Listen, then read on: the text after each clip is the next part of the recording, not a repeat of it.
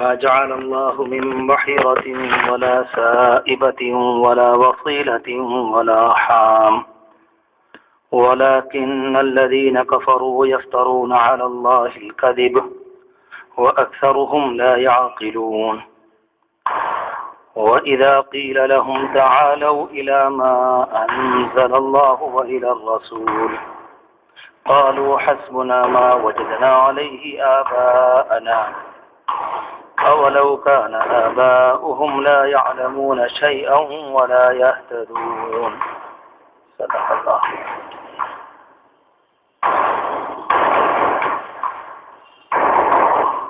قبل اس کے کہ قرآن مجید کی ان آیات کی تشریح حسب توفیق حسب استطاعت عرض کی جائے، ہم سب اللہ سے دعا کریں کہ قرآن مجید کی ان آیات میں جو کچھ بیان فرمایا گیا اللہ اس کے ذریعے ہمارے یقین کو منور فرما دے اور اس کی حقیقت ہم سب کو نصیب فرمائے۔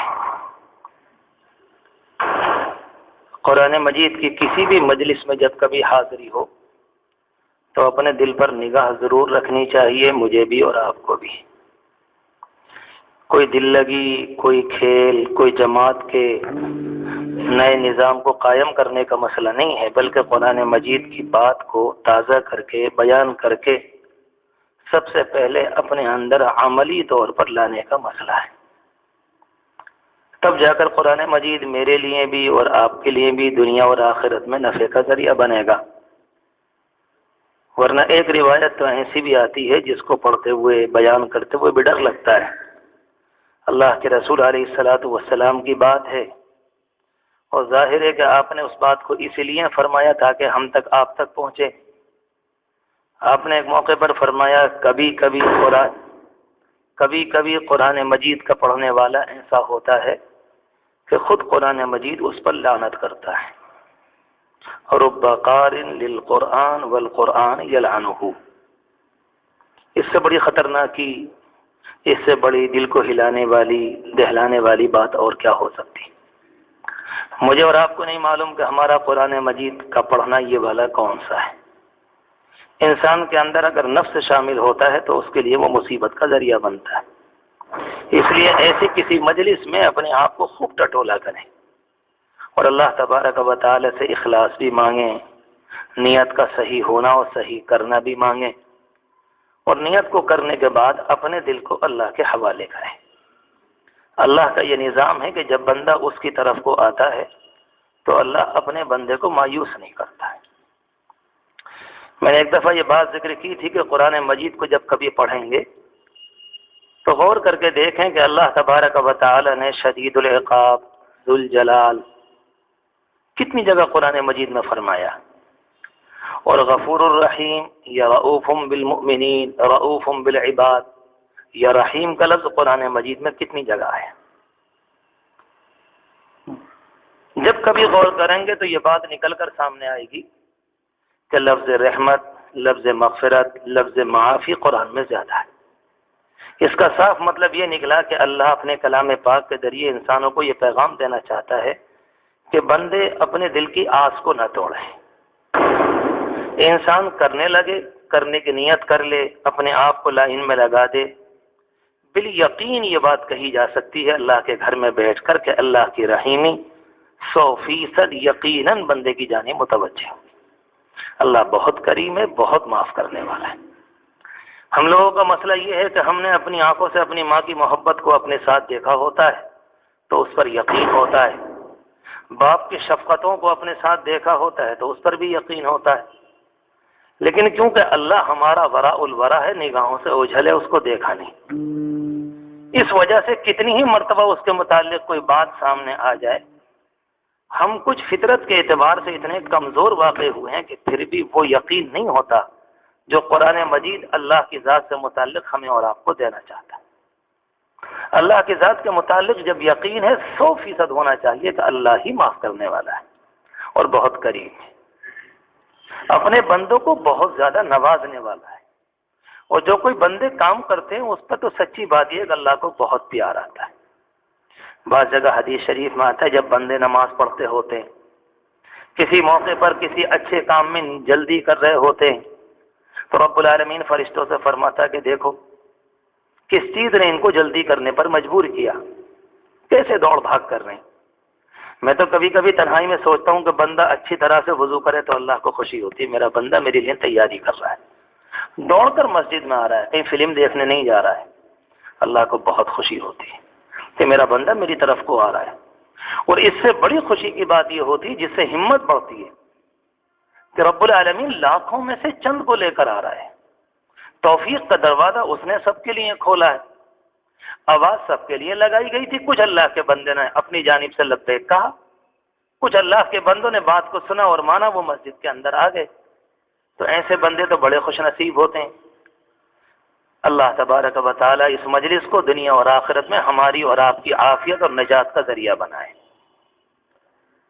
قرآن مجید کی یہ والی آیت جو ابھی آپ کے سامنے پڑھی، یہ سورہ مائدہ کی 2 آیتیں ہیں، اور یہ سورہ مائدہ وہی ہے جو ہمارے آپ کے سلسلے درس میں بہت زمانے سے چل رہی ہے۔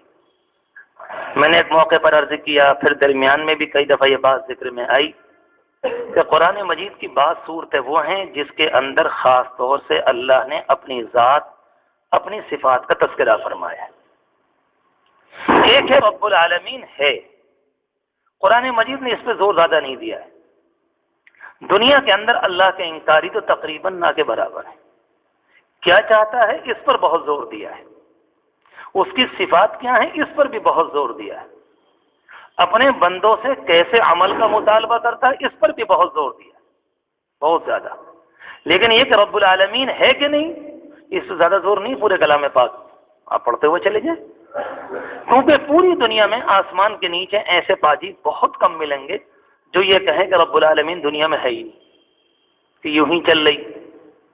ایک زمانے کے اندر روس کا سکہ دنیا میں چل رہا تھا، آج سے تقریباً 50 سال پہلے، 60 سال پہلے، اور وہاں کا جو نظام اور وہاں کا جو انسانوں کا اپنا بنایا ہوا نظام زندگی تھا، وہ اس طرح کا تھا کہ نمبر 1 پر اس میں پیٹ کی جگہ تھی، بس کھاؤ کماؤ زندگی گزارو، اس کے علاوہ کچھ نہیں۔ یعنی 100% اللہ کا انکار، بالکل، کہ دنیا کس لیے ہے؟ کھانے اور کمانے کے لیے۔ کیا کرنا چاہیے؟ میدے کی پوجا۔ زندگی کیسے گزارے؟ شاندار زندگی، سب کو برابر لے کر چلو، یہ ان کے نظام کا خلاصہ تھا۔ مگر آپ اسی روس کے اندر اسی زمانے کی تاریخ کو اٹھا کر دیکھ لیں، میں نے خود ایک کتاب کے اندر یہ لکھا ہوا دیکھا کہ 1960 اور 65 کے بیچ میں دیکھا گیا تو اس روس میں چرچ زیادہ تھے اور جو لوگ میدے اور پیٹ کے پجاری تھے ان کا نام کم تھا۔ ایسی زمین میں جہاں پر اللہ کا کھلا ہوا انکار ہے کہ ہے ہی نہیں، نعوذ باللہ، مگر وہاں بھی چرچ زیادہ تھے۔ ظاہر بات ہے چرچ والے کچھ بھی صحیح اللہ کو تو مانتے ہیں، کوئی نہ کوئی تو ہے۔ عیسیٰ علیہ الصلوۃ والسلام کو مانتے ہیں بھلے سے، ان کے دین کا تصور بگڑ گیا، مگر ہے تو صحیح۔ یہ مانتے ہیں کہ ایک اللہ کا بندہ آیا تھا اور وہ رسول تھے اور وہ نبی تھے، تعلیمات بگڑ گئیں۔ تو عرض کرنے کا مقصد یہ ہے کہ دنیا میں ایسا کبھی نہیں ہوا کہ رب العالمین کی ذات کا انکار ہو جائے، بہت کم ہوتے ہیں۔ تو قرآن مجید نے بہت سی آیات اور بہت سی صورتوں میں جو مکہ مکرمہ کے اندر آئیں، رب العالمین کی ذات کو بیان فرمایا اللہ کو سمجھانے کے لیے، اور بہت سی اس کے بعد اور اسی کے ساتھ یا آگے پیچھے اس طرح کی آیات بھی آئیں جس میں شرک کا انکار کیا گیا کہ اس سے کچھ نہیں ہوتا، تم جن کے آگے پیشانی جھکاتے ہو ان کی کوئی حیثیت نہیں۔ یہ ایک بڑی آسان بات ہے۔ اللہ تبارک و تعالی نے حضور پاک علیہ السلام کو مکہ مکرمہ میں کھڑا کیا تھا، اور ایک ایسا سماج آپ کے سامنے آیا، کہا جاتا ہے کہ دنیا میں اس سے زیادہ غریب، مفلوق الحال، اس سے زیادہ ناسمجھ، اس سے زیادہ جاہل سماج دنیا میں کسی کو نہیں ملا، اور رب العالمین نے یہ ذمہ داری آپ کو دی کہ آپ کو اس کو بنانا ہے، کھڑا کرنا ہے، تیار کرنا ہے۔ ایک تیار کرنا تو ہوتا ہے کہ بچوں کو پڑھا دیا، اپنے اپنے گھر چلے گئے، نہیں، عملی نمونہ بنانا ہے تاکہ یہ دنیا میں آگے چل کر لوگوں کی رہنمائی کرے۔ اللہ اکبر، واقعی کسی موقع پر تنہائی میں سوچیں تو کلیجہ کانپ جاتا ہے۔ یہ تو بالکل ایسے ہی ہے کہ کسی انسان کو بالکل تھپیڑوں کے بیچ میں سمندر میں ڈال دیجئے کہ جاؤ اب نکل کے پار ہو جاؤ۔ انسانوں کا، جہالت کا، ظلم کا، وحشت کا، بربریت کا، درندگی کا، بے حیائی کا، ایک دوسرے کو تکلیف دینے کا ایک خطرناک سمندر تھا، اور اللہ کے رسول علیہ الصلوۃ والسلام کو کھڑا کیا کہ آپ یہ کام کریں۔ مگر یہ بات بہت دفعہ ہمارے آپ کے درمیان آ چکی ہے، اس کو ماننا چاہیے بار بار۔ اللہ انبیاء علیہم الصلوۃ والسلام کی خاص مدد فرماتا ہے، ان کے دل کو ٹوٹنے نہیں دیتا۔ اللہ ان کی اپنی جانب سے ایسی نصرت فرماتا ہے کہ کچھ بھی ہو جائے، اللہ کا نبی اپنی جگہ مضبوط ہوتا ہے۔ جس موقع پر ساری دنیا کچھ اور کہہ رہی ہوتی ہے، وہ اللہ کا بندہ اس موقع پر وہی کہتا ہے جو اللہ اس سے کہلواتا ہے۔ موسیٰ علیہ السلام کے متعلق آتا ہے، جب بنی اسرائیل کو لے کر چلے اور سامنے راستہ بھول گئے، چوک ہو گئی، اور لکھنے والوں نے لکھا ہے چوک ہوئی نہیں تھی، اللہ نے چوک کرائی تھی۔ جب اللہ کو اپنی طاقت کا اظہار کرانا ہوتا ہے تو اللہ اپنے بندوں سے کراتا ہے کہ تم ہماری طاقت کو دیکھو۔ جانا کسی جانب کو تھا اور لے کر کسی اور طرف چلے گئے، اور جب صبح ہوئی تو جا کے آگے دیکھا کہ سمندر ہے، اور وہ بنی اسرائیل جو بیچارے نسلوں سے صدیوں سے ان کے بزرگ ان کے پرانے غلامی کی زندگی گزار رہے تھے، اور غلامی کے تو اثرات ہی الگ ہوتے ہیں، اللہ محفوظ فرمائے۔ اب تو وہ دور چلا گیا، اللہ کرے دنیا کی قسمت میں کبھی دوبارہ نہ آئے۔ یعنی اس زمانے کے اندر ایک گدھے اور جانور بیل بھینس کے متعلق جو نیچے پن کا، جانور ہونے کا، گندے ہونے کا، ناسمجھ ہونے کا جو تصور میرے اور آپ کے ذہن میں آتا ہے، غلاموں کا معیار اس سے بھی نیچا تھا۔ کبھی کبھی لوگ سوچتے ہیں، معلوم بھی کرتے ہیں کہ جی غلام تھے، انسانی تو تھے، کہ جی انسان تھے، تو کہتے ہیں بھاگ کیوں نہیں جاتے تھے؟ تو بیچارے کہاں بھاگتے؟ اس زمانے میں ہیلی کاپٹر نہیں، اس زمانے میں ریلیں نہیں، اس زمانے میں گاڑیاں نہیں، وہی بیل گاڑی اور اونٹ، اس کے علاوہ تو کچھ نہیں، تو بھاگیں کہاں؟ جن ٹانگوں سے تم بھاگو گے تمہارے مالک کے پاس گھوڑے موجود ہے، وہ تمہیں پکڑوا لے گا، ایک ریگستانی پار نہیں کر سکو گے۔ تو ان کے تصور میں یہ بات نہیں تھی کہ بھاگنا بھی کوئی چیز ہے۔ جیسے آپ بہت زمانے اپنی بھینس کو کھونٹے پر باندھ رکھیں اور ایک زمانے کے بعد کھول دیں، تب بھی کھونٹے کے چاروں طرف چکر لگاتی رہتی، بہت جائے گی، 50 قدم چلی جائے گی، لوٹ کے پھر اپنے گھر آ جاتی۔ بالکل یہی کیفیت حضور پاک علیہ الصلوۃ والسلام نے اس طرح سے کام کیا، اور ان تمام کے بیچ میں کھڑے ہو کر آپ نے ایک ایسا عملی شاندار چمکتا ہوا معاشرہ تیار کر دیا انسانوں کے لیے، جو آج تک دنیا کی نگاہوں نے آسمان کے نیچے اس سے افضل سماج نہیں دیکھا۔ میں نے عرض کیا تو قرآن مجید میں بعض آیات اس طرح کی شروع دور کی، اللہ کی توحید، وحدانیت، رد شرک، اور آگے چلنے کے بعد قرآن مجید میں وہ آیتیں آئیں جس سے رب العالمین نے سبق دینا شروع کیا۔ اب تمہارا سبق یہ ہے، اور یہ سب کچھ 23 سال میں ہو گیا۔ دنیا میں جانے والے جب کبھی گئے تو ان کے شاگردوں نے یہ کہا کہ استاد محترم اگر کچھ زمانے رہ جاتے اور کچھ کر جاتے، کچھ اور موقع مل جاتا تو یہ کر جاتے، مگر جب اللہ کے رسول تشریف لے گئے تو 1 لاکھ کے اوپر انسانوں نے گواہی دی، جو پیغام لے کر آئے تھے پورا کر کے۔ کسی ایک اللہ کے بندے نے نہیں کہا کہ نہیں کہ جی کچھ کمی رہ گئی، بلکہ حضور پاک علیہ الصلوۃ والسلام نے اپنی بیماری کے آخری دنوں میں، جب بہت شدید تکلیف تھی، بخار بہت زیادہ تھا، طبیعت ٹوٹی ہوئی تھی، اور جب انسان لمبا مریض ہو جائے تو اس کی طبیعت کے اندر ذرا فرق آ جاتا ہے، سبھی جانتے ہیں۔ اس موقع پر آپ نے کاغذ منگوایا اور صحابہ کرام سے کہا لاؤ کاغذ لے کے آؤ، میں تمہارے لیے کچھ لکھ دوں۔ جیسے لکھنے کا مسئلہ ہے تو حضرت عمر رضی اللہ عنہ فرماتے ہیں اللہ کے رسول کوئی ضرورت نہیں، کوئی کافی نہیں، ہمارے لیے آپ کی ہدایات اور آپ کا چھوڑا ہوا کلام پاک کافی۔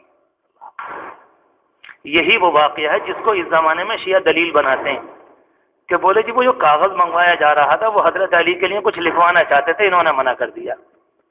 اندھے کو اندھیرے میں، انہیں تو بیچاروں کو سچی بات ہی ہے، وہ جو بچپن میں دھجا کے موقع پر چشمہ ملتا تھا لال رنگ کا، دیکھا ہوگا جو ہم سے جو بڑے بڑے جتنے ماشاءاللہ یہاں بیٹھے ہوئے ہیں، جہاں لال چشمہ لگایا تو پھر پوری دنیا لال لگتی تھی۔ تو واقعی اتنے الو پنے کی، حماقت کی، جاہلانہ باتیں ہیں کہ یہی سوال خود حضور پاک علیہ الصلوۃ والسلام نے حضرت عمر کے بعد حضرت علی سے بھی کیا، روایت موجود ہے۔ حضرت علی سے فرمایا کہ جاؤ تم لے کر آؤ، لیکن کیونکہ حضرت عمر سے نعوذ باللہ دشمنی ہے تو ان کا تو ذکر کیا جاتا ہے کہ جو عمر لے کر نہیں آئے، اور یہی والی بات آپ نے خود حضرت علی سے فرمائی تھی جاؤ تم لے کر آؤ، اور حضرت علی خود فرماتے ہیں کہ میں اس لیے لے کر نہیں آیا، مجھے آپ کے چہرے سے حالات خطرناک نظر آ رہے تھے، کہیں ایسا نہ ہو کہ میں چلا جاؤں اور جب لوٹ کر آؤں تو آپ کی روح پرواز کر چکی ہو، اس خطرے سے میں نہیں گیا بلکہ میں بیٹھا رہا۔ تو جو بات حضرت عمر نے فرمائی وہی بات حضرت علی نے آپ کے جواب میں عرض کی، تو بات تو دونوں کی برابر ہو گئی، مگر ایک کے لیے نہایت گندے جملے بولے جاتے ہیں اور ایک اللہ کے بندے کسی کو اور کہا جاتا ہے۔ بات چل رہی حضور پاک علیہ الصلوۃ والسلام پر جب قرآن مجید کی آیتیں آئی جس میں مسلمانوں کو سبق دیا جا رہا ہے کہ تمہیں یہ کرنا ہے اور یہ نہیں کرنا ہے۔ ایک معاشرے کو بنانے کے لیے بہت سی باتیں وہ ہوتی ہیں جس میں انسانوں کو کام کرنے کے دیے جاتے ہیں کہ تمہیں یہ کام کر بناؤ، اپنے آپ کو ٹھیک کرو، پاکی، حیا، معاشرت، نظام زندگی، گھریلو نظام، باہر کا نظام، اور بہت سی چیزیں وہ ہوتی ہیں سماج کو بنانے کے لیے کہ اپنے آپ کو اس سے بچانا پڑتا ہے۔ اسراف، اپنے مال کو خرچ کرنا، زبردستی بہانا، تباہی، کسی کی آبرو کے پیچھے پڑنا، کسی کی عزت پر ہاتھ ڈالنا، ایسے جملے زبان سے نکالنا جس سے دو دلوں کے اندر پھوٹ پڑ جائے، یہ وہ ہے جس سے سماج باقی نہیں رہے گا۔ ایک ایک چیز کو قرآن مجید نے بیان کیا۔ ان تمام کے بیچ میں اللہ تبارک و تعالی نے، مشرکین مکہ نے اپنی جانب سے بہت سی چیزیں جو ایجاد کر رکھی تھی قرآن مجید سلوٹوں میں، ان کو بھی سمجھاتا ہوا، ٹھیک کرتا ہوا چلتا ہے۔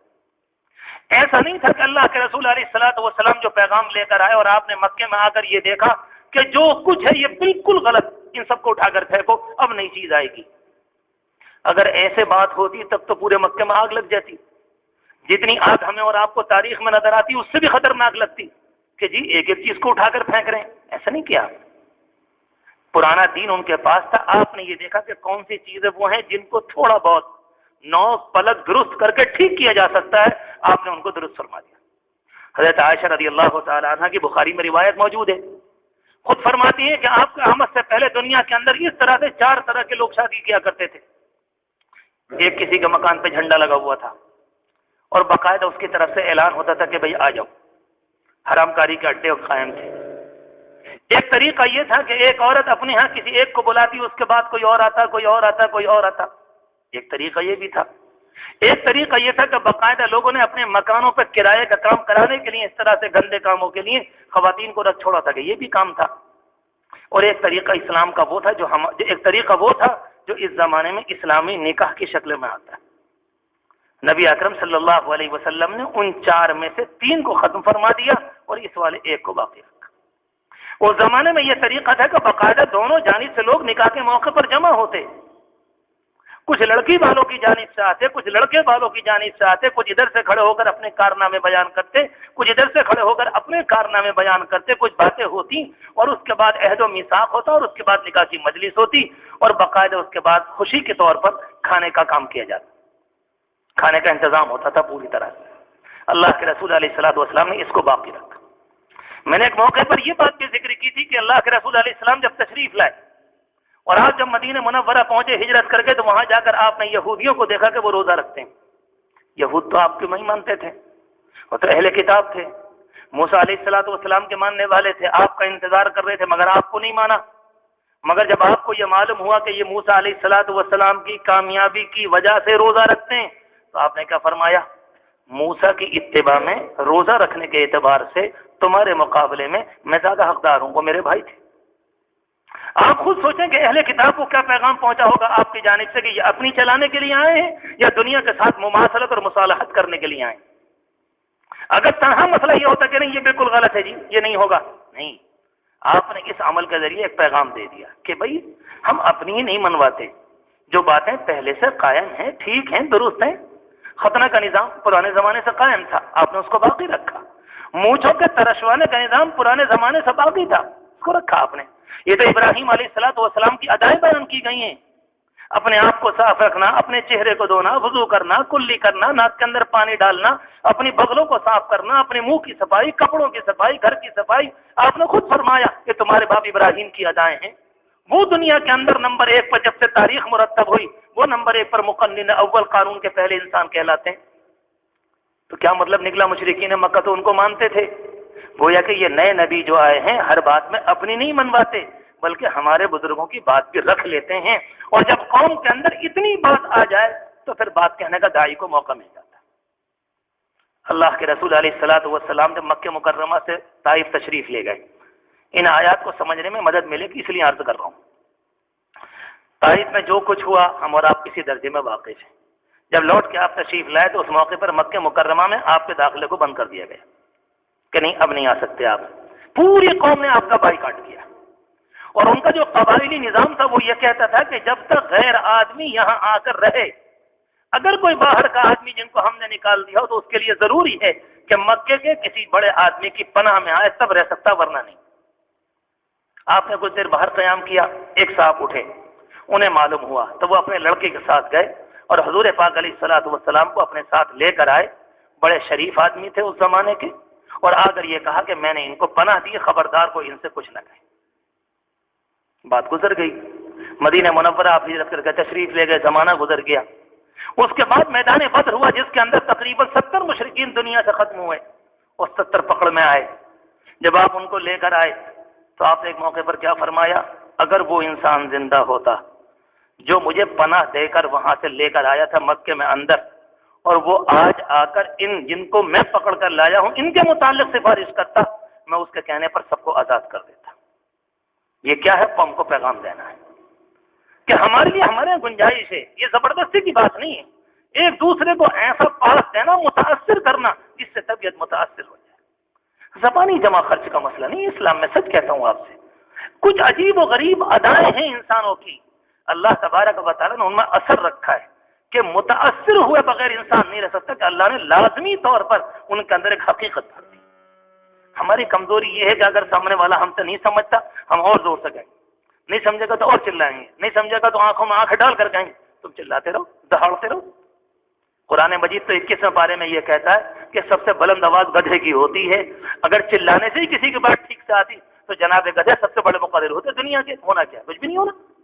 آپ خود سوچو، یہ قرآن مجید بیان کرتا ہے، وقصد فی مشیک واغضض من صوتک ان انکر الاصوات لصوت الحمیر۔ سب سے بدترین آواز تو گدھے کی آواز کو کہا گیا۔ یہ مسئلے کا حل نہیں ہے، واقع ہے۔ حضور پاک علیہ الصلوۃ والسلام کے متعلق آتا ہے جب آپ کلام فرماتے تھے کلام فصل، رہ رہ کر تھوڑا تھوڑا تھوڑا تھوڑا۔ کبھی آتا ہے کہ آپ تھوڑی سی نصیحت فرماتے، صحابہ سے کہتے کہ جاؤ، اور صحابہ کا اشتیاق ہے، وہ کہتے نہیں ذرا اور سمجھائیے ہم آپ کی بات سنیں گے، نہیں آپ۔ ایک صحابی کہتے ہیں، بخاری شریف کی روایت ہے کہ اللہ کے رسول ہمیں مہلت دیا کرتے تھے، مخافت السعامۃ علینا، کہیں ایسا نہ ہو کہ ہمیں اکتاہٹ ہو جائے اور دین کی بات سنتے سنتے بھائی بہت ہو گئی، پتہ نہیں کب ختم ہوگی یہ والی مجلس۔ آپ کو چھوڑ، ایک ہے اپنی جانب سے کہنا لادنا، ایک ہے ادھر سے شوق کا آنا۔ پوری زندگی میں ایک موقع ملتا ہے، صحابہ کرام کہتے ہیں کہ حضور پاک علیہ الصلوۃ والسلام نے ایک دن تقریر بیان فرمائی، احوال قیامت بیان کیے تو ظہر کی نماز، اور پھر آپ بیٹھ گئے تو عصر کی نماز، اور پھر آپ نے شروع فرمائی تو مغرب، اور پھر شروع فرمائی تو عشاء، اور عشاء کے بعد پھر شروع فرمائی۔ زندگی کا ایک موقع ہے۔ پھر صحابہ کرام نے بڑے ادب سے عرض کیا کہ اللہ کے رسول، بچے بھی سونے لگے، عورتیں بھی سونے لگیں، اور یہاں آ کر بات کو روک دیا۔ کہنے والے عجیب و غریب طریقے سے کہتے تھے۔ اللہ کے رسول علیہ الصلوۃ والسلام نے بات کو سمجھ لیا اور پھر آپ نے مجلس کو برخاست فرمایا۔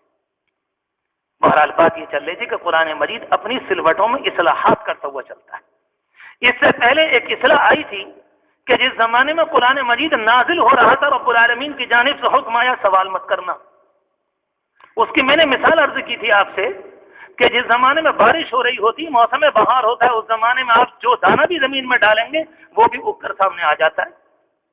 جنگلی گھاس بھی اگ جاتی ہے جس کا کوئی کچھ بھی نہیں ہوتا، جو بالکل بیکار محض ہوتی وہ بھی اگ کر سامنے آ جاتی ہے، اس کا کیا وجود ہے؟ حضور پاک علیہ الصلوۃ والسلام پر قرآن مجید نازل ہو رہا ہے، جبریل امین آ رہے ہیں، گویا کہ ایک سماج شاندار طریقے پر بنایا جا رہا ہے۔ اس موقع پر اگر تم نے اپنی جانب سے کوئی سوال کیا تو کہیں ایسا نہ ہو کہ تمہارے سوال کے نتیجے میں جواب آ جائے اور تم اس کو اٹھا نہ سکو۔ اللہ کے رسول علیہ الصلوۃ والسلام کے متعلق قرآن میں آتا ہے رؤوف بالمؤمنین، کیا ہے قرآن میں؟ حریص علیکم بالمؤمنین رؤوف الرحیم، بڑے شفیق، بخدا بہت شفیق۔ اللہ تبارک و تعالیٰ آپ کی شفقت کی عظمت نصیب فرمائے۔ آپ نے ایک موقع پر فرمایا میں تمہارے لیے تمہارے باپ کے درجے میں ہوں، بالکل جس طرح سے کوئی بڑا انگلی پکڑ کر چلتا ہے، نالی آ جائے تو بچے کو گود میں لے کر کداتا ہے، کانٹا آ جائے تو بچے کے قدم کو بچانے کی کوشش کرتا ہے، آنچ اور لپٹ آ جائے تو وہاں سے اپنے بچے کے جسم کو بچاتا ہے، جس طرح سے یہ باپ اپنے معصوم بچے کی جلد اور چمڑی کو بچاتا ہے، اللہ کے رسول علیہ السلام نے دنیا کے کالے اور گورے اپنے پرائے سب کو اسی طرح سے جہنم کی آگ سے بچانے کی کوشش کی۔ ایک موقع بھی نہیں ملتا کہ کسی موقع پر آپ نے کہا جاؤ چھوڑو، جاؤ تم جانو تمہارا کام جانے، کبھی کسی موقع پر نہیں۔ قرآن مجید کو پڑھنے سے جب مزہ آتا ہے، قرآن مجید کو دیکھ لیں آپ، ترجمہ کریں اور اللہ کرے ہمیں عشق و چاشنی نصیب ہو جائے قرآن مجید کی، وہ والی چاشنی جس کو کہتے ہیں کہ واقعی اللہ کا کلام مزہ آئے پڑھتے ہوئے، جس کو لگے کہ واقعی رب العالمین بندوں سے بات کر رہا ہے۔ ایک تو ہمارا ہم تلاوت کرتے ہیں ثواب سے، وہ بھی خالی نہیں، اللہ کی ذات سے امید اجر تو اس پر بھی ہوگا، لیکن ایک اور چیز ہے جس کو کہتے ہیں مزہ اور لذت آ جائے، کہ قرآن مجید کس طرح سے بات کرتا ہے۔ ایک موقع پر جب منافقین مدینہ نے انتہا درجے کی کوشش کی اللہ کے رسول علیہ الصلوۃ والسلام کے خلاف، آپ کو پریشان کیا، آپ کے گھر کو نشانہ بنایا، ازواج مطہرات کو نشانہ بنایا، آپ کے متعلق پروپیگنڈا۔ دشمن کو دشمن جاننا سمجھنا آسان ہے، وہ تو اندر مسجد میں نماز پڑھتے تھے، آپ کے ساتھ تھے، آپ کے ساتھ جاتے تھے اور خطرناک باتیں کرتے تھے۔ کہیں پر 100 آدمی بیٹھے ہوئے ہیں، 10 یہاں کھڑے، 10 یہاں کھڑے، 10 یہاں کھڑے، ایک شیطان ان میں پہنچ گیا، ایک ادنا ہم سمجھتے ہیں نمازی کھڑا ہوا ہے، اور وہ جا کر اللہ کے رسول کے خلاف باتیں کر رہا ہے۔ اور باتیں کس طرح کی؟ وہ ظالم باتیں ایسی کرتے تھے کہ جس زمانے میں جو ماحول ہو ویسی بات کہو، جسے اس زمانے میں شاطر نہیں ہوتے ہیں کہ ربیع الاول کا مہینہ آیا تو بعض لوگوں نے یہ سمجھ لیا کہ معاملہ قوم کے اندر جراثیم ہے، اور جراثیم کس طرح کے جھنڈا چل جائے گا، انہوں نے کہا ٹھیک ہے، 3-4 گھروں نے پورے سنبل کو الو بنا دیا۔ حضرت مولانا عبد القوی صاحب ہیں حیدرآباد کے، ابھی مجھے آج صبح معلوم ہوا، کہتے ہیں میں نے پورے حیدرآباد میں پتہ لگایا کہ بھائی آخر یہ ہرا کپڑا کتنے کا بکا، تو مولانا وہاں کے سب سے بڑے عالم کہتے ہیں تقریباً 2 کروڑ روپئے کا، پورے حیدرآباد آندھرا پردیش میں۔ کچھ نہیں، یہ بات سمجھ لی کہ قوم نے کا معاملہ ایسا ہے۔ کچھ شاطر ہوتے ہیں جو رگوں کو سمجھتے ہیں، جو ہواؤں کے اشاروں کو سمجھتے ہیں کہ آج کل بادل کیا کہہ رہے ہیں، چل کدھر کو رہے کہ اس موقع پر یہ بات چل جائے گی۔ جو کام سامری نے نہیں کیا تھا کہ موسیٰ علیہ الصلوۃ والسلام چلے گئے اور اپنے پیچھے وہ چھوڑ گئے، اور اس نے دیکھا کہ قوم میں جراثیم ہے، یہ بیچاری صدیوں کی غلامی سے نکل کر آئی ہے، اس زمانے میں یہ پوجا پاٹ کرتی تھی، آج آئے پرانے جراثیم باقی ہیں، بس فوراً اس نے ایک ان کے زیورات لے کر، بڑا کوئی شاطر عیار قسم کا منافق انسان تھا، ایک بچڑا تیار کر لیا اور کچھ ہوا کا نظام ایسا بنایا کہ ٹانگوں میں سے داخل ہوتی ادھر کو نکل جاتی۔ آپ نے کبھی اپنے گھروں میں دیکھا ہوگا، آپ سو رہے ہوں گے، کھڑکی بند ہوتی ہے، جس زمانے میں لوہیں چلتی ہیں تو ذرا تیز قسم کی آواز آتی ہے، بس یہی سسٹم تھا اور کچھ نہیں تھا۔ اور وہ بیچارے بنی اسرائیل جو صدیوں کی غلامی سے نکل کر آئے تھے، انہوں نے کہا بھائی یہ تو کوئی بہت پوزیٹیو چیز بنائی ہے کہ باقی بول بھی رہا ہے۔ اور میں اس کی مثال دیا کرتا ہوں سمجھانے کے لیے، وہ جو باجے والے نہیں ہوتے ہیں، ان کے پاس جو ایک لمبا چوڑا شیطان کا کان ہوتا ہے، ہلکا سا اس کا منہ ہوتا ہے، کان لمبا چوڑا ہوتا ہے، اس نے ہلکے سے پھونک لگائی اور بھونک کر کے آواز نکلتی، بالکل وہی۔ یہ سب سامری والے، سب بالکل یہی سسٹم تھا، کوئی مسئلہ نہیں تھا۔ اب جب دیکھا کہ آواز نکل رہی، انہوں نے کہا نہیں، ہاں بس دیکھا ہے نا کچھ نہ معاملہ، اور اس نے ایک ایسی پوری کہانی سجائی، ایسے فرشتہ آیا تھا، جب وہ وہاں سے گیا تو میں نے اس کے قدم میں اثرات دیکھے، مجھے کچھ جاذبیت نظر آئی، میں نے وہاں کی مٹی لے لی، اس کے اندر ڈالی، اور وہ یہ سب، وہ جو بیچاری کمزور واہمہ قسم کی قوم ہوا کرتی جس کا عقیدہ کمزور ہوتا ہے، اس کے لیے سب باتیں سب چلا کرتی۔ اللہ کے نبی کے ہوتے ہوئے ہارون علیہ السلام قوم کے اندر موجود تھے، ان کے ہوتے ہوئے سب کچھ ہوا، تو بات ہی چل رہی تھی۔ اللہ تبارک و تعالی نے حضور پاک علیہ الصلوۃ والسلام کے ذریعے یہ کام کرایا۔ تو اس زمانے میں ایک بندش تو یہ لگائی گئی کہ تم سوال مت کرنا، اور سوال کیا کیا تھا؟ ایک صاحب نے یہ سوال کیا حضور پاک علیہ الصلوۃ والسلام سے ایک موقع پر، جب آپ نے حج کے متعلق فرمایا تو ایک صاحب کہنے لگے کہ اللہ کے رسول ہر سال فرض ہے۔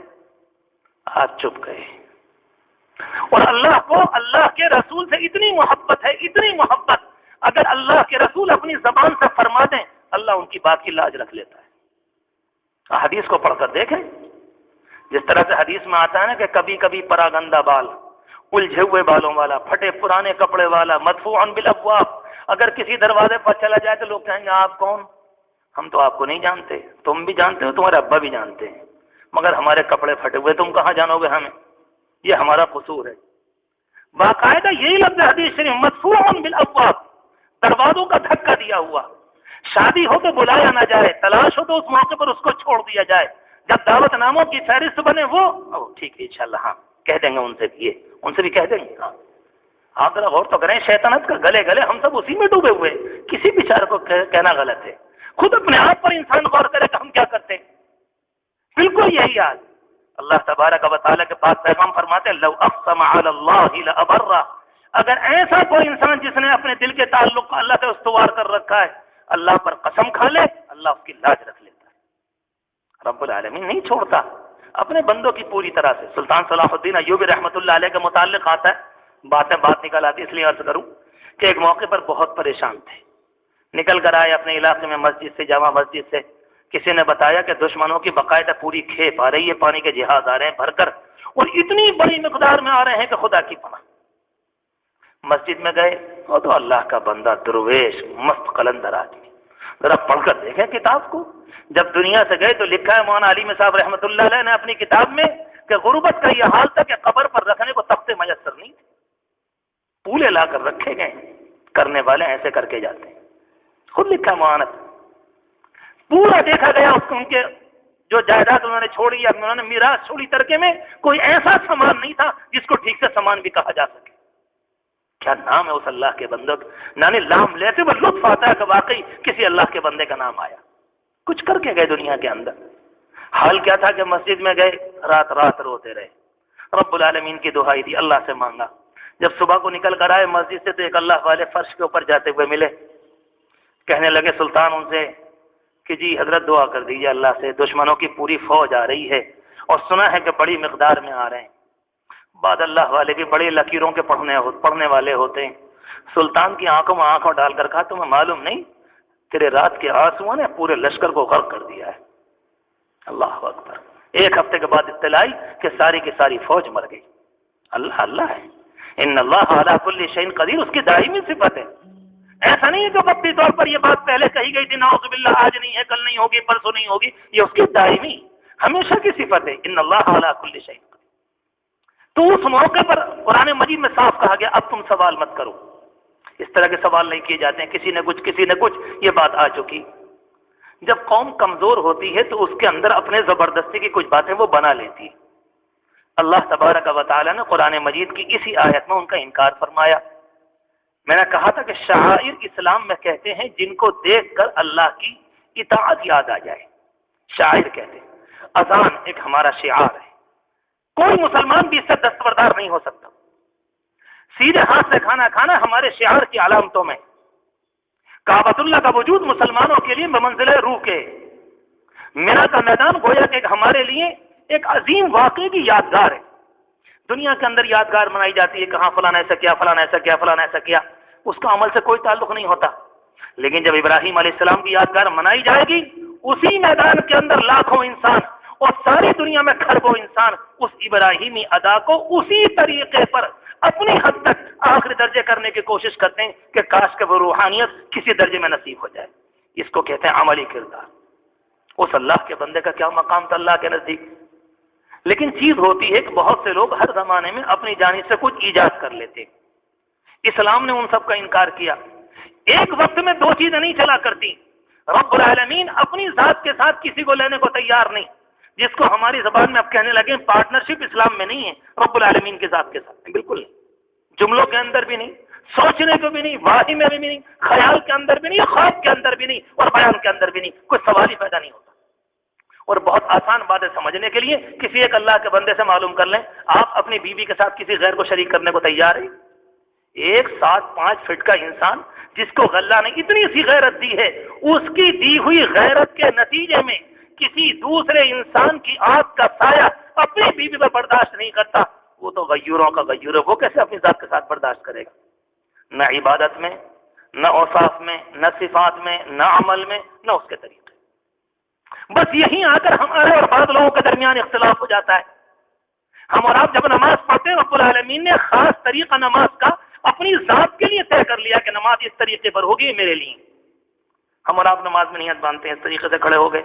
کوئی اللہ کا بندہ اگر اس طریقے پر جا کر قبر پر کھڑا ہوگا، اس کو کہا جائے گا اس میں شرک کا شائبہ پایا جا رہا ہے، شبہ پایا جا رہا ہے۔ نہیں، ایسے نہیں کھڑے ہو سکتے، آپ ہاتھ باندھ کر نہیں کھڑے ہو سکتے یہاں پر۔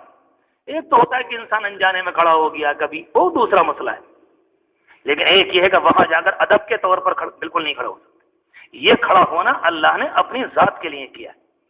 رکوع میں جھکنا ہے خاص طریقے پر، اس طریقے پر آپ اپنے ماں اور باپ اور بزرگ اور مشائخ اور پیر اور فلاں کسی کے آگے نہیں جھک سکتے۔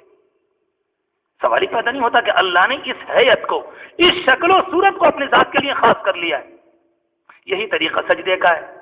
اور جب لوگ سجدہ کرتے ہیں تو اس زمانے کے اندر بعض لوگ واقعی قبر کو بھول جاؤ تو سب کچھ جائز ہے، پھر تو مزے ہی مزے، آخرت کو بھول جاؤ تو پھر تو بڑے ٹھاٹ کی زندگی، یہی مسئلہ ہے۔ ایک ساتھ سے میں نے کہا اللہ کے بندو کیا کرتے ہو؟ تو جواب میں کہتے ہیں نہیں مولانا، ہم اس والے سجدے میں سبحان ربی الاعلیٰ نہیں کہتے ہیں بالکل۔ انا للہ و انا، اس اللہ کے بندے کو کیا سمجھاؤں؟ وہ سمجھتا ہے تو سبحان ربی الاعلیٰ نام سجدے کا ہے۔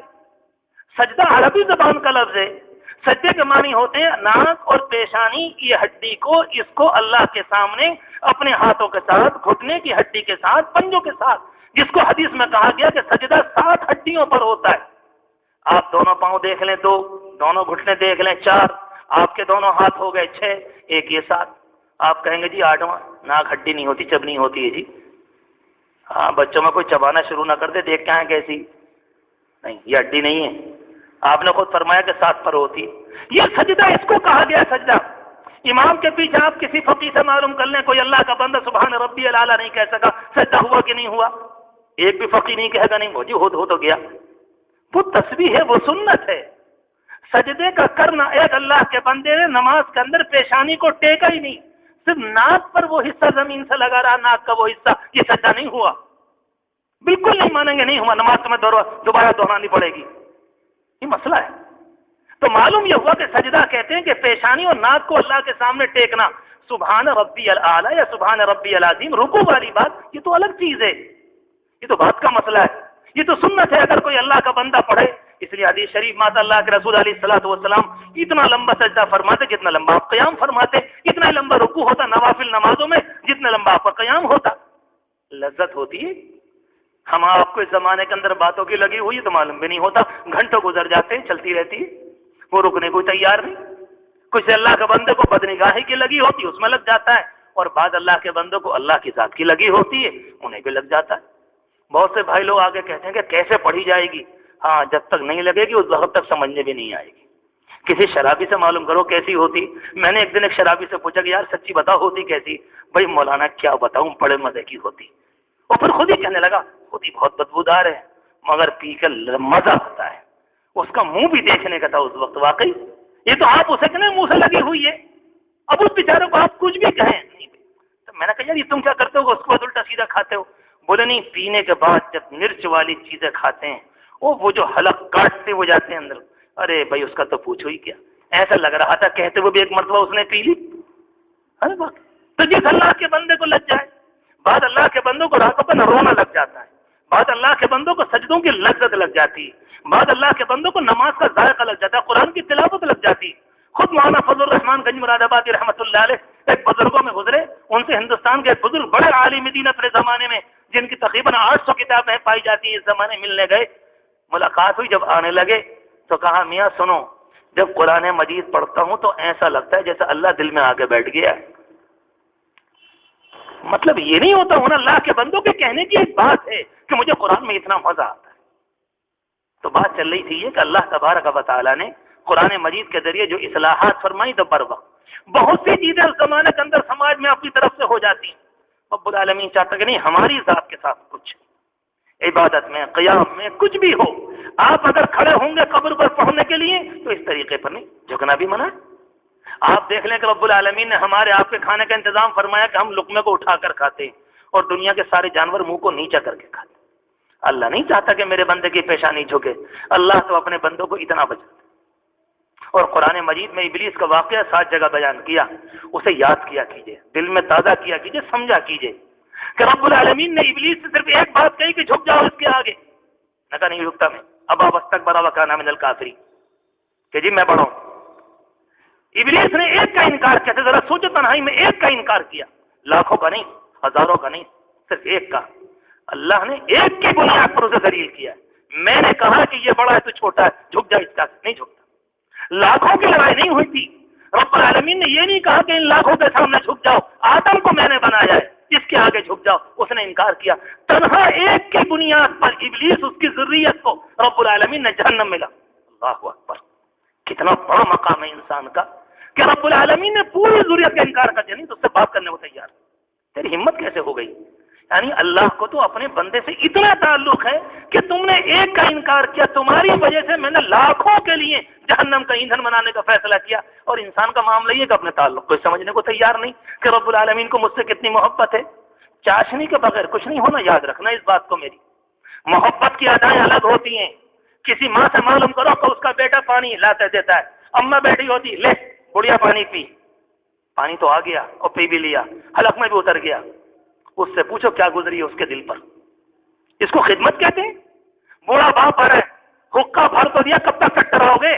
جو صاحب یہ ہوتی ہیں باتیں، اور اس کے بعد کہتے ہیں نہیں جی ابا کا حقہ بھرتا ہوں۔ ارے یہ قانونی مسئلہ ہے، مسئلہ قانونی نہیں ہوتا جب تک دل کی ادائیں نہ ہو، اللہ سے محبت نہ ہو، حضور پاک علیہ السلام سے عاشقی کا تعلق نہ ہو، قرآن مجید سے زندہ محبت نہ ہو، اس وقت تک کچھ ہونا چلا۔ میں بھی آپ سے کہتا رہوں، آپ مجھ سے سمجھاتے رہے، ہونے والا کچھ نہیں۔ عاشقی کی ادائیں تو کچھ اور ہی ہوتی ہیں۔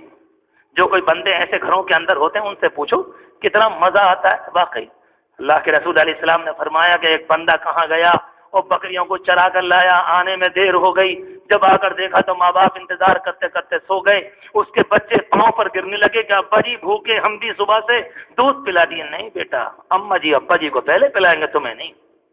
رات بھر سرانے کھڑا رہا، جب وہ جاگے تو پلایا۔ اللہ کو کتنا پیار آیا اس بندے کے اوپر۔ اس زمانے میں یہ کہا جا رہا ہے ارے دل کی محبت سے کم از کم ٹھیک سے پانی دے دو۔ حضرت مولانا علی میں صاحب رحمۃ اللہ علیہ، اللہ ان کے قبر کو نور سے منور فرمائے، بولے زمانے کی تہذیب وہ ماں جو اصلی ماں تھی، آج تمہاری زبان سے اس کے لیے ڈائن کے جملے نکلتے۔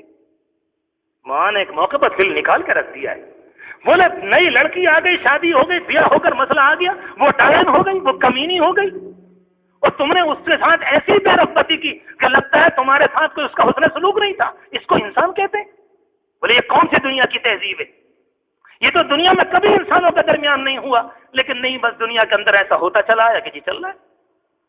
اللہ تبارک و تعالیٰ اس گندی تہذیب سے محفوظ فرمائے۔ اس کے جراثیم بہت گندے، ہر چمکتی ہوئی چیز پر نہیں لپکا جاتا، ہر چمکتی ہوئی چیز کو نہیں دیکھا جاتا۔ بہرحال میں عرض کر رہا تھا اس زمانے میں قرآن مجید کی ایک اصلاح یہ بھی آئی کہ بہت سے لوگوں نے، مشرکین مکہ نے، اس زمانے کے لوگوں نے اپنی طرف سے کچھ اونٹ بنا رکھے تھے۔ جیسے اس زمانے میں سمجھنا بڑا آسان ہے، شیخ سدو کی بکری، شیخ سالار کا بکرا، فلاں کی سینک، فلاں کی رکابی، فلاں کا کرتا، فلاں کی جھاڑو، چل رہی پوری۔ معلوم کریں گے آپ کہاں سے، جو پتہ ہمیں بھی نہیں۔ میں پڑھاتے کبھی اپنے بچوں سے کہا کرتا ہوں کہ ایک چیز بچپن سے ہم چلے آ رہے ہیں کہ جی ایک چڑیل ہوتی ہے۔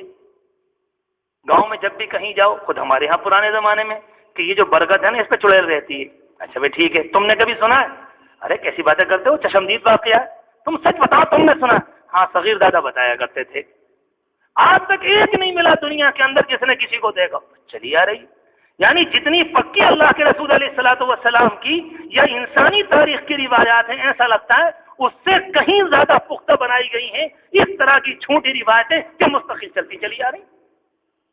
یہ تو ہر دور کے اندر ہوتا ہے کہ جس سے کسی سے آپ واہمہ قائم کر لیں، اور واہمے کا تو بڑی خطرناک حکومت ہوتی ہے، زبردستی کا توہم جس کو کہتے ہیں۔ ایک وہم بیٹھ گیا، ایک صاحب کے متعلق یہ بات آتی کہ ان کے اندر یہ وہم بیٹھ گیا کہ میرے اوپر تو بہت سے لوگ آ کے بیٹھ جاتے ہیں۔ ابھی ایک اللہ کی بندی مجھے 1.5 مہینے پہلے ملی، وہ دور کی ہماری رشتہ دار ہوتی ہیں۔ میں سچ کہتا ہوں میرے اعزہ میں نے اتنی پاک صفت عورت شاید کم دیکھی ہوں گی اپنے خاندان کے اندر۔ ابھی میری ملاقات ہوئی ہوں گی شاید 70 سال کی عمر میں۔ میں نے کہا کہ نماز پڑھتی ہیں؟ ارے نماز کہاں، اب تو تقریباً 5 سال ہو گئے، دشمن کم بخت کمر پہ آگے بیٹھ جاتے ہیں، مجھے پڑھنے نہیں دیتے۔ سر پکڑ کے رہ گئے۔ میں نے کہا میرے مالک، یہ اللہ کی بندی ایسی پاک دامن، ایک بھی نماز نہیں، کچھ بھی نہیں۔ کبھی بیٹھی ہوں گی جس سے باتیں ہو رہی، کبھی اس شیطان سے باتیں ہو رہی، کبھی ان سے باتیں ہو رہی، کبھی ان سے باتیں ہو رہی کہ یہ چڑیل آ گئی، کہ یہ پری آ گئی، کہ نہیں ایسا ہوتا ہے کہ ویسا ہوتا ہے۔ عجیب و غریب بات، ایک چیز مستقل واہمے کے طور پر ہر زمانے کے اندر چلتی ہے، اور جب کہیں پر کمزوری ہوگی اسلام میں تو واہمہ آئے گا۔ ہمیشہ یاد رکھے توحید کمزور ہوگی تو یہ ہوگا، اس کے بغیر نہیں ہوا کرتا۔ ایک وقت میں دونوں چیزیں ناممکن، کسی اللہ کے بندے کی توحید کامل ہو۔ حضور پاک علیہ الصلوۃ والسلام نے اپنے زمانے میں ایک صحابی سے کہا، ایک قبیلہ کہیں کا آیا، اسلام میں داخل ہوا، کلمہ پڑھا، آپ سے بحث کی، تشریف لے گئے، واپس چلے گئے۔ آپ نے فرمایا تمہارے گاؤں کا جو بت ہے اس کو توڑ دینا۔ اب وہ بیچارے بت اپنے ہاتھ سے کیسے توڑ دیتے، وہ بت مہاراج کہتے ہیں اللہ کے رسول اپنے ہاتھ سے تو موقع نہیں۔ ارے بھائی تم نے تو کلمہ پڑھ لیا، مسلمان ہو گئے، اب کیا ہے؟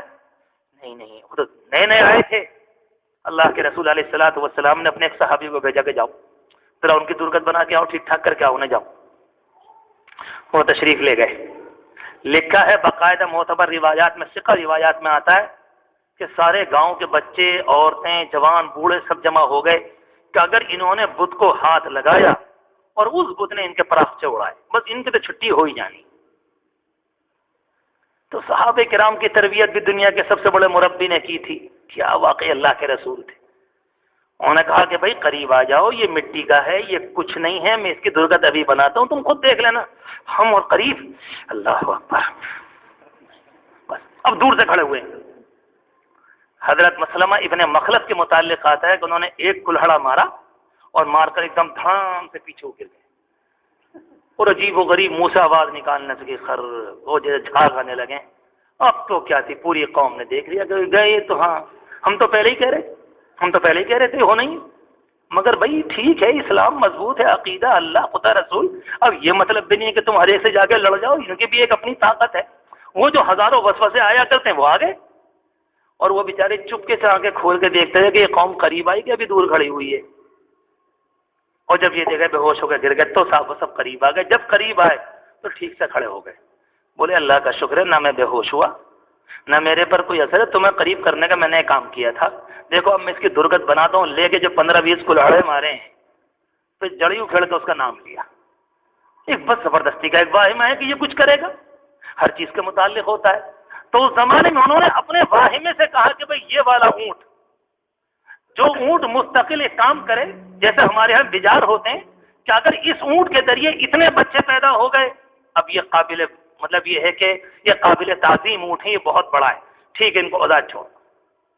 کسی کو چھوڑا، کسی اونٹنی کو چھوڑا کہ نہیں یہ ہے، یہ بتوں کے نام پر اس کا کوئی دودھ نہیں پیے گا، اس کا کوئی سواری نہیں کرے گا، اسے کوئی کھانا نہیں کھائے گا، یہ تمام چیزیں ان کے عمل آج بھی اس زمانے میں پائی جاتی ہیں۔ جب کبھی آپ سرسے سے گزریں گے، ایک لمبا تڑنگا آپ کو گھوڑا ملے گا کہ یہ کون سا، کہ جی حسینی گھوڑا ہے، جی یہ حسینی گھوڑا ہے، اس کے تو بہت ٹھاٹھار ہیں، چاہے ان کے ہم مارے چاہے ان کے ہمارے، سال میں ایک مرتبہ کام ہے۔ اور کیا چغت دین ہے بھائی، پوچھو مت۔ اللہ ان بیچاروں کو ہم سب کو ہدایت دے۔ اور افسوس یہ ہے کہ ہماری قوم ان سے متاثر ہوتی، اس سے بڑی ڈھوم مرنے کی بات نہیں، بے غیرت، بے حیا، دیوس قسم کا ہے، اتنے بے شرم۔ ایک چلا جا رہا ہے گھوڑا 10ویں تاریخ کو محرم کی، اس کے اوپر ایک خنجر رکھا ہوا ہے، غلاف پڑا ہوا ہے سفید رنگ کا، اس کے اوپر صاحب خون کے دھبے ہیں۔ کیا مطلب؟ حضرت حسین کربلا میں ابھی شہید ہوئے ہیں، اور گھوڑا بیچارہ روتا ہوا آ رہا ہے۔ ابے آدمی ہو، پاگل ہو، یہ کام تو سنگاڑے بیچنے والا بھی نہیں کرتا۔ ایک موقع پر سید قطب شہید رحمۃ اللہ علیہ اخوان المسلمین کا عظیم الشان عالم دین گزرے، ہندوستان آئے تھے۔ دنیا میں ہندوستان میں جگہ جگہ گئے، بڑے بڑے مدارس میں، تو ہندوستان ندوے میں بھی آئے، لکھنؤ کے اندر حضرت مولانا علی صاحب رحمۃ اللہ علیہ ان کے میزبان تھے۔ تو لکھا ہے مولانا نے ایک جگہ کہ میں ان کو ندوے سے لے کر اپنے گھر چلا، گاڑی میں جا رہے تھے، اس زمانے میں جیسی بھی گاڑی ہوگی، کہ یہ جب چلا تو اتفاق سے وہ 10ویں تاریخ تھی۔ تو بولے وہ سامنے روتے گاتے بجاتے وہ سب آ گئے اور دہاڑے مار کر رو رہے۔ تو بولے انہوں نے مجھ سے پوچھا، یعنی مولانا علی صاحب رحمۃ اللہ علیہ سے، کہ بھئی یہ کیا چکر ہے، سب رو رہے؟ تو مولانا نے ہنس کر فرمایا، مولانا کی ہنسی بڑے مزیدار ہوتی تھی، بہت بڑے برائے نام دانت دیکھتے تھے اور سب کچھ فرما دیا کرتے تھے۔ کہنے لگے وہ جو حضرت حسین کی شہادت ہوئی تو وہ اس کی وجہ سے رو رہے ہیں۔ تو وہ کہنے لگے یہ سید قطب ہنس کر، انہیں آج پتہ چلا کہ شہید ہو گئے 1400 سال کے بعد، تو بڑا پرانا واقعہ ہو گیا۔ یعنی بالکل ایسے روتے ہیں جیسے لگتا ہے کہ ابھی ابھی کی خبر آئی۔ اور ایک عجیب بات، لکھنؤ میں آپ جا کر دیکھیں، خود دیکھیں کبھی کسی موقع پر پروگرام چل رہا ہے، ایک صاحب کی تقریر چل رہی ہوگی جو ان کے ذاکر کہلاتے ہیں، سب رو رہے ہوں گے، اور جب بیچ میں بھوک لگے گی تو اٹھے گا، جائے گا، پان وان کھائے گا، گٹکا کھائے گا، ہوٹل پہ چائے پی کر آئے گا، جلیبی کھائے گا، ناشتہ کرے گا، آ کے بیٹھنے سے پہلے ابے تم سب کیا چیز ہو؟ باقی دنیا میں کوئی اتنا بڑا بندر اور لنگور نہیں ہوگا جو تم کام کر رہے ہو دنیا میں۔ وہ کون سا غم تھا کہ کسی کی ماں مری ہو، سنا ہے کبھی؟ محلے والے بیچارے ہاتھ پاؤں پکڑتے ہیں کہ بیٹے ایک کپ دودھ پی لو، تم رات سے بھوکے ہو، دفن ہونے والا ہے، تمہیں 24 گھنٹے ہو گئے تمہاری ماں کو، نہیں وہ حلق سے اتر نہیں رہا، کیا کروں، حلق سے نہیں اتر رہا۔ یہ ہوتی ہے محبت۔ کتنا سمجھاتے ہیں، کوئی بیچارہ چائے لے کر آتا ہے، کوئی کھانا لے کر آ رہا ہے، مگر گھر والے پہ چھوتے ہیں، یعنی وہ جو کھانا ادھر ادھر سے آتا ہے آہستہ تو کھا لیتے ہیں، مگر جن کے یہاں حادثہ ہوتا ہے ہمیں نہیں ملا، 3 لقمے 5 لقمے، آدھی روٹی، پاؤ روٹی، آدھا کپ چائے، بس بچی کہاں ہے، انشاءاللہ پھر دیکھوں گا۔ اس کو غم کہتے ہیں۔ یہ کیا چیز ہے نوٹنکی، کہ بھوک لگی آرام سے 4-5 روٹی ٹھکانے لگا کر آیا اور پھر شروع کر دیا، اور بڑے مطمئن۔ اور مجھے افسوس یہ سنبھل میں 1 2 نہیں، ہزاروں نوجوان اس تہذیب سے متاثر ہیں۔ اپنی جہنم کی فکر کرو کہ ہونے والا کیا ہے. اتنا بڑا ڈرامہ، اتنا بڑا دھوکہ، اس میں کون سی متاثر ہونے کی بات ہے جو قرآن مجید کے بعد اور حضور پاک علیہ الصلوۃ والسلام کے دین کے بعد. مجھے کورٹ کے لوگوں کے متعلق معلوم ہے، لوگوں نے باقاعدہ بتایا، منع کرتا ایک دو نہیں، نہ معلوم کتنے لوگ ہیں. وہ پھر ایک بہت بڑی مقدار وہ ہے جو بیچاری دیکھنے چلی جاتی ہے، ان کا رونا گانا بجانا دیکھتی ہے تو کہتی ہے کہ واقعی اگر حسین کے مت والے عاشق ہیں تو یہی ہیں. مسجدیں ان کی ویران، صورتیں ان کی نہایت مست، انتہائی درجے کی نحوست برستی ہوئی، اور حال کیا ہے کہ نہیں عاشق ہی ہوں. انا للہ و انا الیہ راجعون. اللہ حفاظت فرمائے، اللہ عقیدہ کی حفاظت فرمائے. امام احمد بن حنبل رحمۃ اللہ علیہ کا واقعہ یاد آتا ہے. آخری وقت میں شیطان نے آ کر للکارا تھا، اور وہ اپنے آخری وقت میں کہتے تھے کہ ابھی نہیں ابھی نہیں. بے ہوش ہو گئے پھر فرمایا، بے ہوش ہو گئے پھر فرمایا. بیٹے نے کہا ابا جی آخری وقت میں آپ کیا کہتے ہیں ابھی نہیں ابھی نہیں؟ کہا کہ بیٹے یہ شیطان سامنے کھڑا ہوا ہے اور دانت چیر رہا ہے میرے سامنے، اور کہتا ہے امام تم مجھ سے نکل کے چلے گئے. میں اس سے کہتا ہوں کہ ابھی تو نہیں گیا، آخری وقت میں کلمہ نصیب ہو جائے اسی کو واقعی جانا جانا کہلاتے ہیں، ورنہ تو پھر موت اور ستیہ ناس ہے. وقت لمبا ہو جائے گا، آیت تو باقی ہے ابھی. اللہ تبارک و تعالیٰ قرآن کا فہم نصیب فرمائے، قرآن کا عشق نصیب فرمائے، قرآن کا تعلق نصیب فرمائے. میں اپنے عزیز طلبہ سے بھی کہوں، آنے والے بھائیوں سے، اللہ سے محبت، اللہ کے رسول سے محبت، قرآن سے محبت، یہ زمانی چیزیں نہیں ہوتی. ہمیشہ یاد رکھیں دلوں پر گندگی ہوگی تو کچھ نہیں ہوگا، دلوں میں نورانیت آ جائے گی انشاءاللہ سب کچھ ہوتا چلا جائے گا. نورانیت لانے کے لیے حضور پاک علیہ السلام نے استغفار، درود شریف، کلمہ طیبہ، اگر ہم صبح و شام اس کا معمول بنا لیں، وہ گندگی جو بدعملی کے نتیجے میں آتی اس کو رہ کر کچھ نہیں ہوتا. کہیں سے لٹیا میں کہ دودھ لانا ہو تو پہلے صاف کرتے ہیں، گندگی میں لوٹا پڑا ہو تو اس کو صاف کرتے ہیں، کپڑوں کو دھوتے ہیں، دل کو بھی مانجنا پڑتا ہے، لازمی طور پر مانجنا پڑتا ہے. اس کا بغیر کچھ نہیں ہوتا. اور جس اللہ کے بندے کو اللہ کی محبت آ جائے، یہ دعا کیا کرے اللہ سے، اللہ مرنے سے پہلے اپنی محبت دے دیجیے. ہم نے بھائی کی محبت کو جانا، بیوی کی محبت کو جانا، دوستوں کی محبت کو جانا، کھانے پینے کو جانا، اللہ کی محبت کو نہیں جانا. قسم خدا کی وہ تو آخری چیز ہے. اللہ خود فرماتا والذین آمنوا اشد حبا للہ، جو ایمان لائے وہ سب سے زیادہ اللہ سے محبت کرتے ہیں. حضور پاک علیہ السلام کی دعا ہے، آپ فرمایا کرتے تھے کہ اے اللہ جس طرح سے خطرناک گرمی کے دن میں شدید پیاسے کو پانی کی تڑپ ہوتی ہے، اللہ مجھے ویسی آپ کی محبت کی تڑپ ہے، آپ کے عشق کی لگن ہے. اللہ ہم سب کو اس کا کوئی حصہ نصیب فرمائے. رب العالمین اس مجلس کو قبول فرمائے، دنیا اور آخرت میں ہماری رفعتوں، بلندیوں، نجات اور مغفرت کا ذریعہ بنائے. صدق اللہ العظیم وآخر دعوانا الحمدللہ.